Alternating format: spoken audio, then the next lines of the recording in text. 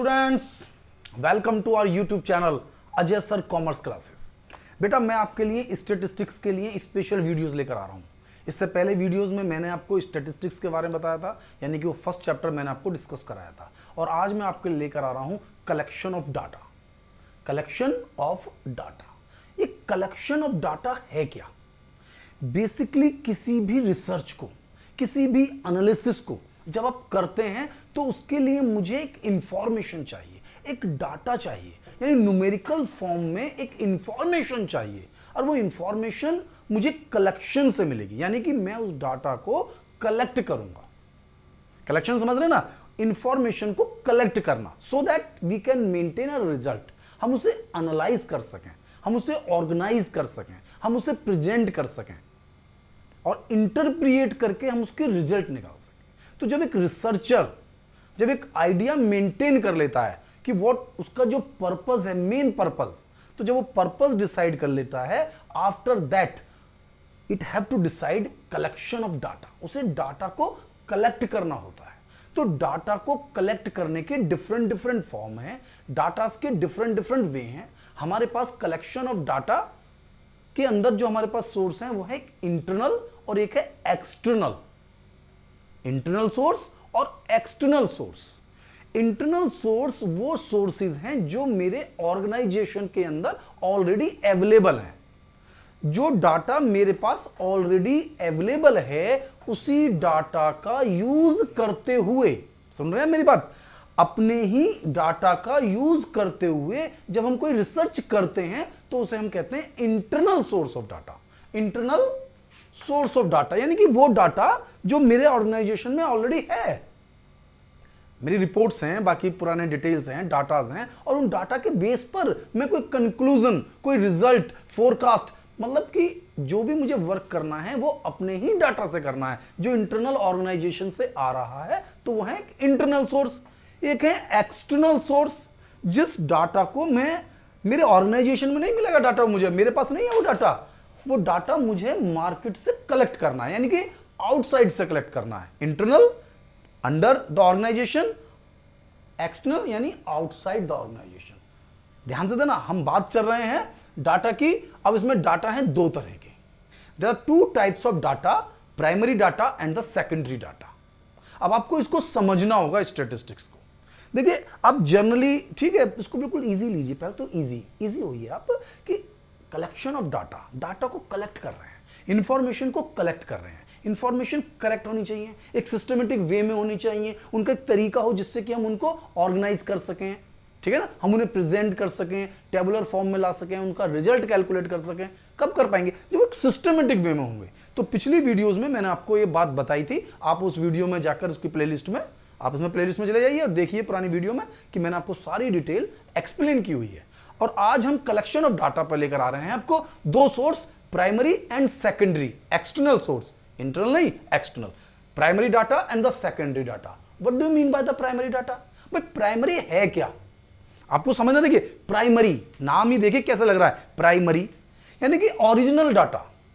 Primary यानी original data, first time का data, जिसे एक रिसर्चर ने अपने ऑब्जेक्टिव, जो उसका अपना एक ऑब्जेक्टिव है, उस ऑब्जेक्टिव के लिए सेल्फ और सेल्फ हिज टीम, यानी researcher and his team, when the data is collected by researcher and his team first time for his own purpose, it's called the primary data.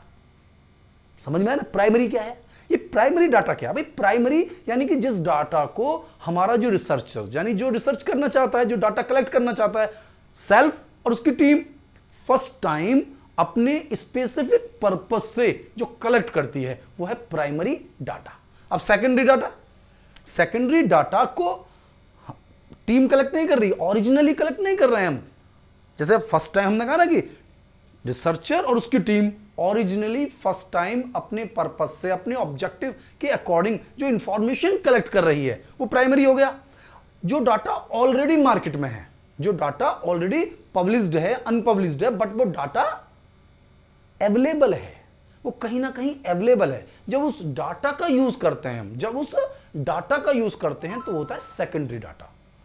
Data तो best primary data है, अगर आप proper fresh कोई research कर रहे हैं तो primary data आपको चाहिए। लेकिन ऐसा भी नहीं है कि सेकेंडरी डाटा यूजफुल नहीं है। अब कुछ इंफॉर्मेशन, कुछ रिसर्च का एरिया बड़ा होता है तो उन रिसर्च में हम सेकेंडरी डाटा का यूज कर लेते हैं। भाई सेकेंडरी डाटा भी बेकार डाटा थोड़ी है, उस डाटा को गवर्नमेंट, देखिए मैं आपको बता देता हूं, थोड़ा सा आइडिया लग जाएगा आपको। जो सेकेंडरी डाटा है वो 2 टाइप्स का होता है, एक पब्लिश्ड, एक unpublished.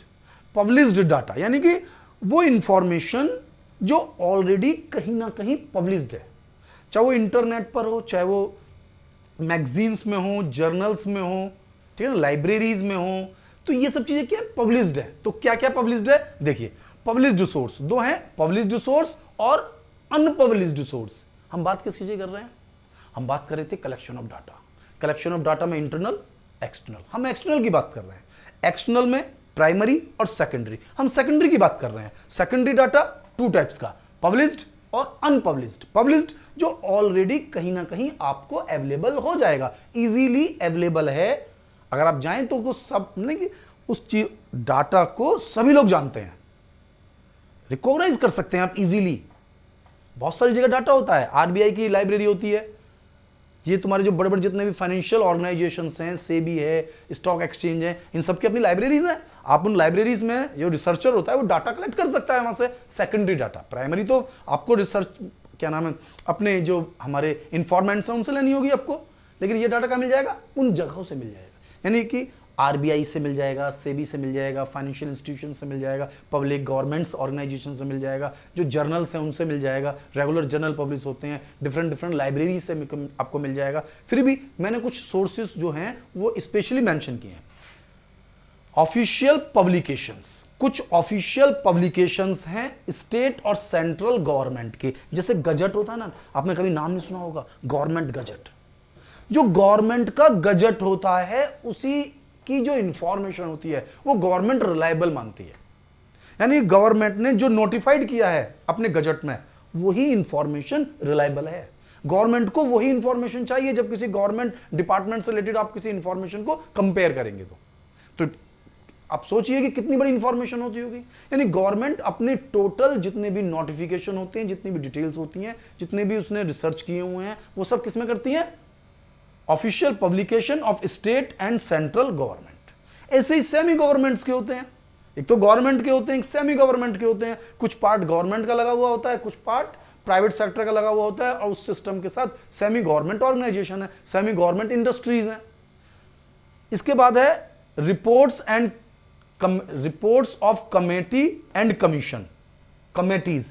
Time to time government committees organise करती है डिफरेंट चीजों के लिए। कोठारी कमीशन, ठीक है ना, नरसिम्हा समिति। तो क्या है ये कमीशंस हैं। क्या है ये, कमेटी और कमीशंस, जो अपनी रिपोर्ट्स बनाती हैं और गवर्नमेंट को देती हैं। फिर वो रिपोर्ट्स कहां होती हैं, वो लाइब्रेरीज में होती हैं, गवर्नमेंट के ऑफिशियल गजट में होती हैं, सिस्टम्स में होती हैं।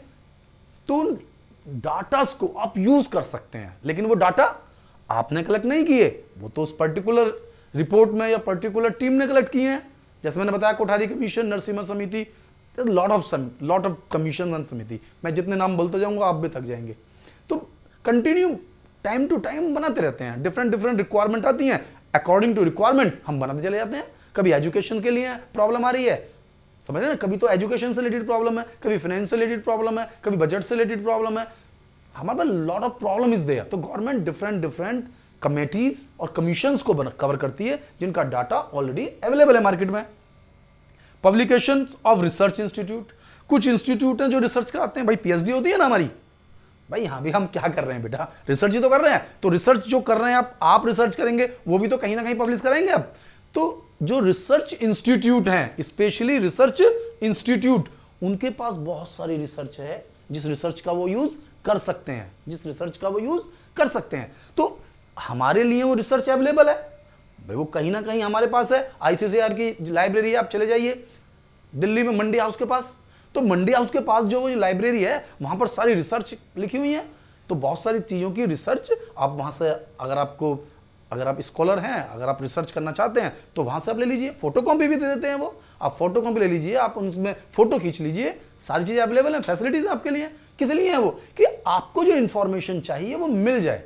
यानी कि गवर्नमेंट ऑफ इंडिया आपको बहुत हेल्प कराती है, सारे डाटाज आपको अवेलेबल कराती है, जिससे कि new research, new ideas market में अवेलेबल हो।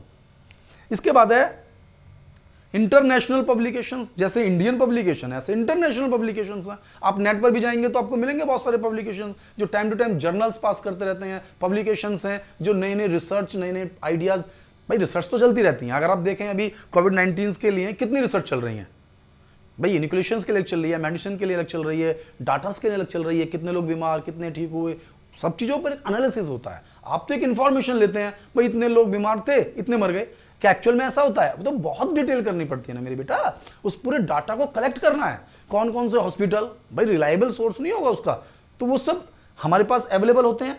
एक ऑलरेडी इंटरनेट पर हैं, न्यूज़ चैनल्स पर हैं, न्यूज़ मैगजीन्स पर हैं, जो पब्लिशिंग हाउस हैं, तो इन सब के पास वो डाटा अवेलेबल है। उनकी लाइब्रेरी में आप चेक कर सकते हैं, इंटरनेट पर आप चेक कर सकते हैं। आज तो सारा डाटा इंटरनेट पर अवेलेबल है, बहुत सारी लाइब्रेरीज हैं जो इंटरनेट पर अवेलेबल हैं, बहुत सारे पब्लिकेशंस हैं जो इंटरनेट पर ही हैं, ठीक है ना, आपके जर्नल्स हैं जो इंटरनेट पर ही हैं, तो आप ले सकते हैं।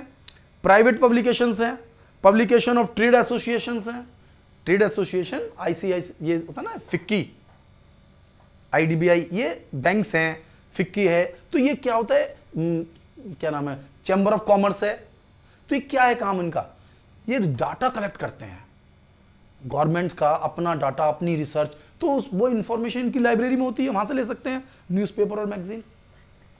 मेरा कहने का पर्पस है जो डाटा ऑलरेडी पब्लिश्ड है, जिसको लोग जानते हैं, जिसको कोई भी कलेक्ट कर सकता है, मैं भी कलेक्ट कर सकता हूं, आप भी कलेक्ट कर सकते हैं, यानी कि आप अपनी रिक्वायरमेंट के अकॉर्डिंग उन्हें कलेक्ट कर सकते हैं। जनरली सभी लाइब्रेरी में सभी का एक्सेस नहीं होता। अब कुछ लाइब्रेरीज बड़ी लाइब्रेरीज हैं, उनमें बहुत रिसर्च चीजें लिखी हुई हैं, अब सभी को वो एक्सेस दे देंगे तो सभी लोग पहुंच जाएंगे, तो वो रिसर्चर को देते हैं। बेसिकली जो भी रिसर्च करना चाहते हैं वो लाइब्रेरी में आ जाइए, फ्री ऑफ कॉस्ट है, कुछ चार्जेस कर लेते हैं, जनरली फोटो कॉपी के पैसे चार्ज करते हैं, बाकी फ्री होती है। हम कई बार रिसर्च करने के लिए बहुत सारी लाइब्रेरीज में गए हुए हैं, मैंने RBI की लाइब्रेरी, तुम्हारा सेबी की, दिल्ली स्टॉक एक्सचेंज, सभी लाइब्रेरीज को मैंने वहां चेक किया है, ठीक है बेटा। अब हमारे पास जो सेकेंडरी डाटा है उसका एक दूसरा सोर्स है अनपब्लिश्ड सोर्स। तो अनपब्लिश्ड सोर्स वो सोर्स है जो डाटा मेरे पास पब्लिश्ड नहीं है, पब्लिश्ड, ये डाटा पब्लिश्ड नहीं है मेरे पास, बल्कि ये डाटा अनपब्लिश्ड है, ये डाटा अनपब्लिश्ड है। अब ये अनपब्लिश्ड डाटा कहां मिलेगा आपको? ये ऐसे इजीली नहीं मिलेगा आपको डाटा, इस डाटा के लिए आपको सचमुच मेहनत करनी पड़ेगी। ये डाटा एक तरह से प्राइमरी डाटा जैसा है, जैसे टीचर्स हैं, उन्होंने स्टूडेंट्स की रिसर्च की हुई है ना, कुछ लोगों ने अपनी एक डायरी मेंटेन की हुई है जिसमें वो डिफरेंट डाटास को रखते हैं लेकिन पब्लिश नहीं कराते हैं, कुछ लोगों ने जर्नल लिखे हुए हैं लेकिन वो पब्लिश नहीं करा पाए, तो वो डाटा तो उन्हीं के पास है। तो यू हैव टू अरेंज, आपको उस डाटा को अरेंज करना होगा, क्योंकि वो डाटा क्या है, वो डाटा अनपब्लिश्ड है, उस तक हर बंदा नहीं पहुंच सकता, उसकी रीच सब लोगों के पास नहीं है। तो जैसे प्रोफेसर्स हैं डिग्री कॉलेजेस में हैं, या बाकी कोई अदर प्रोफेसर्स हैं, डॉक्टर्स हैं जिन्होंने रिसर्च की हुई है, उनके पास बहुत सारा डाटा है, वो time to time data maintain करते रहते हैं, तो आप उनसे यूज कर सकते हैं अनपब्लिश्ड, जो पब्लिश नहीं करें, जो पब्लिश कर दिए तो पब्लिश सोर्स, वरना अनपब्लिश सोर्स। तो मैं आपको समझाना चाह रहा था कि primary and the secondary data, primary data जिसे हम सेल्फ कलेक्ट कर रहे हैं, सेकेंडरी डाटा जो ऑलरेडी है, बस आपको अरेंज करना है। तो अब मैं बात करता हूं वापस प्राइमरी डाटा के लिए, क्योंकि प्राइमरी डाटा सबसे ज्यादा टेक्निकल है। सेकेंडरी में तो आपको डायरेक्ट मिल गया, इसमें तो केवल आप थोड़ा सा ध्यान दे दीजिए, आपका काम हो जाएगा। लेकिन जो मेरे पास प्राइमरी डाटा है, अब इसे कैसे कलेक्ट करें? अब इसे कलेक्ट करने के डिफरेंट मेथड है। एक मेथड है direct personal investigation, direct personal interview. Direct personal interview मतलब मैं, यानी कि जो रिसर्चर है वो खुद इंफॉर्मेंट के पास जा रहा है, यानी कि जिससे हमें इंफॉर्मेशन लेनी है वो क्या कहलाएगा, मेरा इंफॉर्मेंट। तो ऑन द स्पॉट मैं उससे इंफॉर्मेशन ले रहा हूं, एक तरह से इंटरव्यू, कि मैं लोगों से मिल रहा हूं, जहां मेरा रिसर्च एरिया है, उस रिसर्च एरिया में जाकर मैं लोगों से एट द स्पॉट, है ना, एट द स्पॉट जो इंफॉर्मेंट है मेरे, उनसे एट द स्पॉट मैं अपने डाटा को ले रहा हूं। फायदा क्या है इसका? भाई आपको एकदम परफेक्ट डाटा मिल गया, फेस टू फेस हम मिले हुए हैं, सही इंफॉर्मेशन होगी, सही क्वेश्चन हम पूछ रहे हैं, बहुत सारे क्वेश्चन हम डिस्कस कर सकते हैं। अब नुकसान भी है भाई, लगातार आप हर एक से कितने लोगों से मिलेंगे, तो कॉस्टली है, बहुत टाइम कंज्यूमिंग है। तो सुटेबिलिटी देखनी पड़ेगी आपको कि अगर आपको बिल्कुल ओरिजिनल फॉर्म्स के डाटा चाहिए जिस पर आपको पूरा ध्यान देना है, रिसर्च करनी है, तो वहां आपके लिए सुटेबल है। एक है इनडायरेक्ट ऑरल इन्वेस्टिगेशन। डायरेक्ट, जिसमें हम डायरेक्ट मिले, अपने इंफॉर्मेंट से क्या मिले, हम डायरेक्ट मिले ऑन द स्पॉट और सारी इंफॉर्मेशन ली। जबकि इनडायरेक्ट ऑरल इन्वेस्टिगेशन में हम इनडायरेक्ट ऑरल इन्वेस्टिगेशन में डायरेक्ट इंफॉर्मेंट से नहीं मिल सकते, बल्कि हम थर्ड पार्टी को अपॉइंट करते हैं, थर्ड पार्टी को अपॉइंट करते हैं एक तरह से जो उस सोर्स के पास है। अब मैं इसका कुछ एग्जांपल देता हूं जिससे आपको बहुत अच्छा समझ में आएगा। जस्ट सपोज कीजिए हमें किसी यूनिवर्सिटी के या किसी कई पर्टिकुलर एरियाज के, या यूनिवर्सिटी मान लो, कॉलेज मान लो, कि स्टूडेंट्स के बारे में ये मालूम करना है कि वो सिगरेट पीते हैं या नहीं पीते हैं, वो शराब पीते हैं या नहीं पीते हैं। तो आपको क्या लगता है, आप किसी से पूछेंगे कि वो सिगरेट पीता है या शराब पीता है, वो आपको बता देगा? नहीं बताएगा, यानी आपके पास आपकी रिसर्च बेकार हो जाएगी। तो हम इस रिसर्च के लिए एक इंफॉर्मेशन लेनी है, तो हम ऐसे लोगों से अटैच करेंगे, ऐसे लोगों को इन्वॉल्व करेंगे जहां से ये डाटा मुझे मिल जाए, थर्ड पार्टी, जिन लोगों को वो जानते हो, वो पर्सनली जानते हो और वो इनके बारे में बता सकें।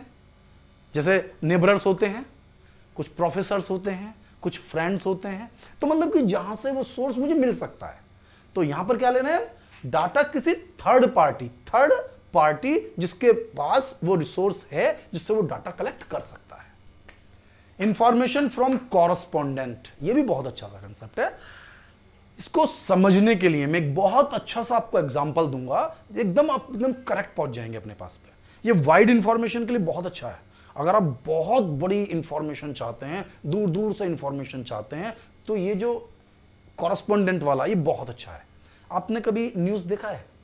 न्यूज़ देखा होगा कभी भी भाई, बहुत सारे न्यूज़ चैनल हैं, जब आप उस पर न्यूज़ देखते होंगे, एक आध मिनट तो देखी होगी कभी या नहीं? चलो देखा होगा आपने, तो देखिए न्यूज़ देखिए आप। तो वो न्यूज़ में जब वो न्यूज़ रीड करते रहते हैं, तो वो उस न्यूज़ को और परफेक्ट बताने के लिए, न्यूज़ को और परफेक्ट बताने के लिए वो क्या कहते हैं, ध्यान से देखना, वो क्या कहते हैं, हमारे लोकल कॉरस्पॉन्डेंस बताएंगे आपको, लोकल कॉरस्पॉन्डेंस बताएंगे कि वहां क्या हुआ। तुरंत माइक ऑन करते हैं, मिस्टर सुनील बताइए कि वहां आज क्या हो रहा है, क्या किस तरीके से व्यवस्था है। दैट मीन्स कि उस न्यूज कंपनी के कॉरस्पॉन्डेंस गिव्स अस इंफॉर्मेशन, यानी कि वो जो इंफॉर्मेशन है ऐसे ही हमारे अपने, यानी कंपनी के अपने या ऑर्गेनाइजेशन के अपने डिफरेंट जगह जो लोग हैं, वो जो कॉरस्पॉन्डेंट हैं, उनसे हम इंफॉर्मेशन को कलेक्ट करेंगे। इंफॉर्मेशन को, इससे हमें क्या फायदा होगा, हम बहुत दूर दूर तक की इंफॉर्मेशन कलेक्ट कर सकते हैं। हमारा एरिया बहुत बड़ा हो सकता है, हम ऑल ओवर द वर्ल्ड भी कर सकते हैं। हो सकता है बड़ी कंपनी हो, मल्टीनेशनल कंपनी है, वो डिफरेंट जगह से जाकर कर सकती है। मान लो इंडिया में है, तो हम इंडिया में बहुत दूर दूर तक हमारे, अगर दुनिया, हमारे कॉरस्पॉन्डेंस हमारे से रिलेटेड कंपनीज के कॉरस्पॉन्डेंस मिलकर भी रिसर्च कर सकते हैं।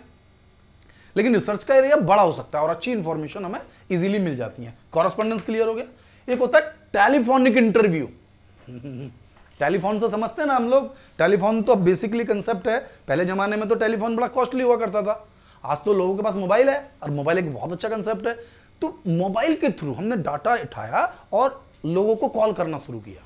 कॉल करके हमने उनसे इंफॉर्मेशन लेनी चालू की, तो इंफॉर्मेशन अच्छी मिल जाती है, हमें जल्दी मिल जाती है इंफॉर्मेशन, सस्ती, ध्यान से रखना, चीप कैलकुलेशन, यानी कि जो अमाउंट है जो वो कम स्पेंड करना पड़ेगा, टाइम कम कंज्यूम करना पड़ेगा, डायरेक्ट इंफॉर्मेशन मिल रही है, जिससे आपको इंफॉर्मेशन चाहिए वही पर्सन सामने है, मतलब टेलीफोन पर है तो रिलायबल सोर्स है, अच्छी इंफॉर्मेशन मिल जाती है, सस्ती भी है।